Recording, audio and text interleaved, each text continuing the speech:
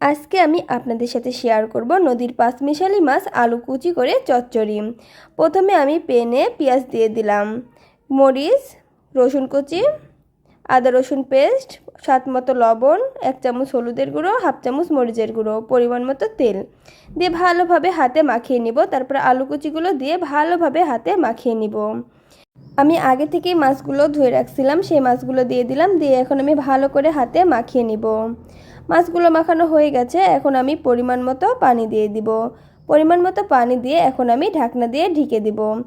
এইভাবে পুরপুরি করলে 99% মানুষেরই পছন্দ হবে। আর কার কার ভালো লাগে আর কার কার ভালো লাগে না অবশ্যই কমেন্ট করে জানাবেন।